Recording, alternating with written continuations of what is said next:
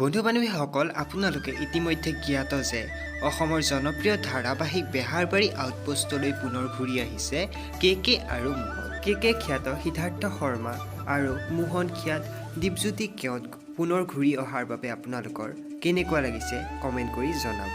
কে মোহনৰ অবিহনে বেহাৰবাৰী আউটপোষ্ট আধৰুৱা, সেই গতিকে পুনৰ এক বছৰ বিৰতিলৈ দুয়ো শিল্পী বেহাৰবাৰী আউটপোষ্টলৈ ঘূৰি অহা দেখা গৈছে। কিন্তু কেতিয়াৰে পৰা দুয়োকে বেহাৰবাৰী আউটপোষ্টত দেখা পাব সেই কথা জানেনে আপোনালোকে? এটি সাক্ষাৎকাৰৰ যোগেদি কে খ্যাত সিদ্ধাৰ্থ শৰ্মাই কয় যে তেওঁলোক কেতিয়াৰে পৰা বেহাৰবাৰী আউটপোষ্টলৈ আহিব। এই সাক্ষাৎকাৰটোতনো কে ছাৰে অৰ্থাৎ সিদ্ধাৰ্থ শৰ্মাই কি কৈছিল শুনকচোন তেওঁৰ নিজৰ মুখেৰেই। কেতিয়াৰ পৰা টিভি স্ক্ৰীণত চাবলৈ পাব? কালিতো প্ৰমো ওলাইছে, এতিয়া এইকেইদিন প্ৰমো ওলাব আৰু ক'ৰবাত এনেকুৱা কিবা ফটোশ্বুট হৈছে, এইবোৰ হৰ্ডিং চৰ্ডিং আহিব।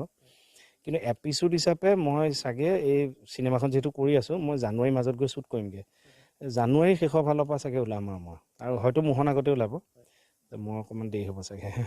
আৰু প্ৰমোটো ওলোৱাৰ লগে লগে সমগ্ৰ ৰাজ্যতে ব্যাপকভাৱে সামাজিক মাধ্যমত ভাইৰেল হৈ পৰিছে। নাই ভাল পাইছে মানুহে, আৰু মানুহৰ কাৰণে আহিছোঁ, কাৰণ মানুহখিনি ওলাই যাওঁতেও এতিয়া আমি ভিতৰি কি পাতিছোঁতো তেওঁলোকে নাজানেতো, বাহিৰৰ মানুহখিনি এটা হৈছে এটা কৰিছে আৰু কিন্তু এতিয়া ওলাই আহোঁতে সেই মানুহখিনি বিভিন্ন মেছেজ চবৰ ষ্টেটাছ দেখিছোঁ, টেগ কৰি দিছে। মোৰ বিৰাট ভাল লাগিছে, আৰু এটা ক'ৰবাত হ'লেও এটা আশীৰ্বাদটো ভাল লাগে। সকলোকে ধন্যবাদ, বেয়া পাই নাথাকিব, আমাৰ কামবোৰ চাব, বেহাৰবাৰী আউটপোষ্টটো চাব চিনেমা। বন্ধুসকল, ভিডিঅ'টো ইমানেই আছিল। যদি ভিডিঅ'টো চাই ভাল পালে লাইক কমেণ্ট শ্বেয়াৰ কৰি দিব, আৰু যদি নতুনকৈ আহিছে তেনেহ'লে আমাৰ এই চেনেলটো ছাবস্ক্ৰাইব কৰি কাষতে থকা বেল আইকনটো বজাই দিব।